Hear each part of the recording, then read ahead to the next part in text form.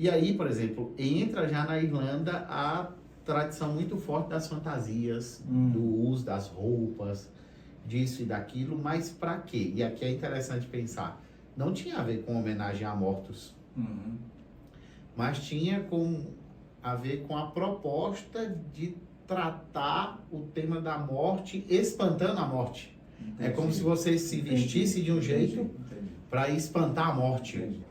Espantar a morte, mas também ao mesmo tempo espantar o medo. O medo da morte, justamente. Porque você naturaliza, né? Porque a morte para o cristianismo é justamente a continuação da vida, né? É a vida eterna.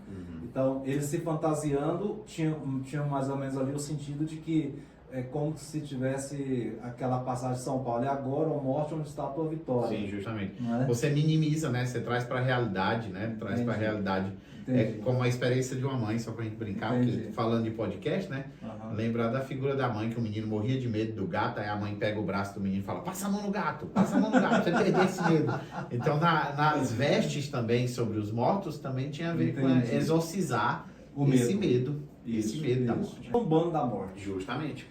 Por isso o aspecto da brincadeira. Então, recapitulando, na era pré-cristã, era ali um rito que eles faziam como um culto. A imagem da sombra para a luz, né? Ou da luz para a sombra. Da vida para a morte, etc. Depois veio o cristianismo, especialmente na Irlanda. Lembrando que o grande evangelizador da Irlanda é São Patrício. Sim. Não é? E ali eles usaram aquelas tradições locais em favor, não é, justamente de uma catequese para evangelizar aquelas pessoas. E ali, quando inseriu isso, era uma coisa positiva. Sim. A gente pode entender o Halloween nessa época como algo positivo.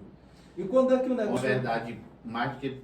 Não sei, a gente não podia nem tratar como positivo, mas uma questão ligada à cultura local, né?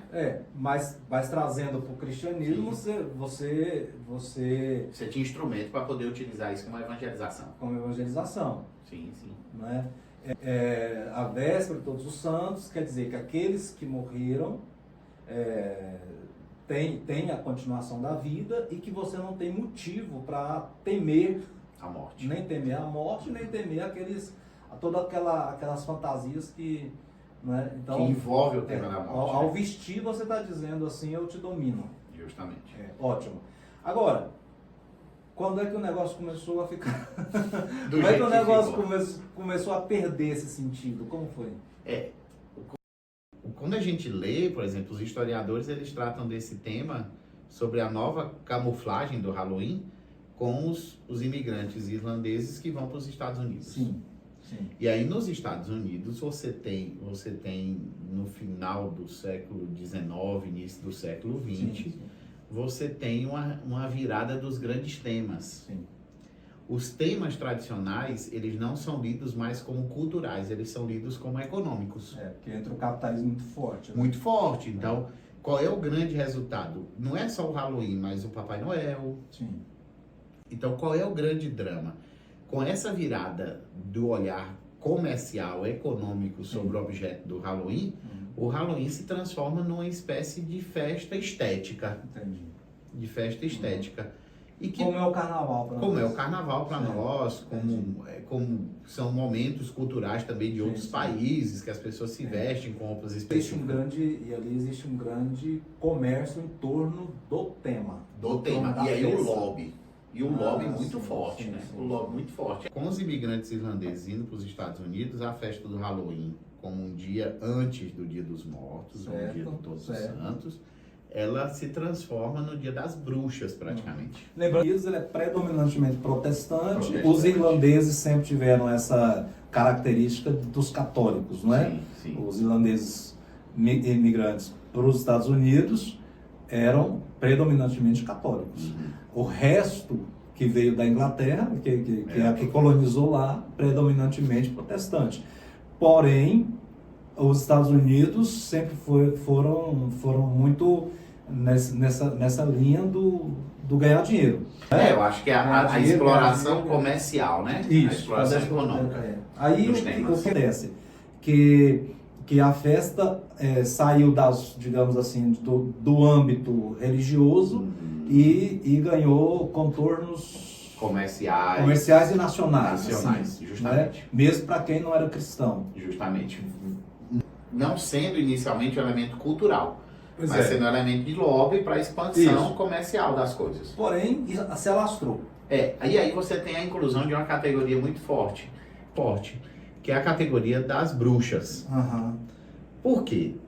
É importante entender que a curiosidade sobre o tema da morte, a curiosidade sobre o tema do outro lado, ela foi explorada pelo Ocidente de várias formas. E uma das formas é a imagem da bruxa, da estregue, né, que seria do latim, daquela que manipula os mortos, daquela que conversa com os mortos, daquilo e aquilo, que a gente depois vai ver na Bíblia, que é um problema sério. Claro. Então o Halloween vai tomando esse contorno.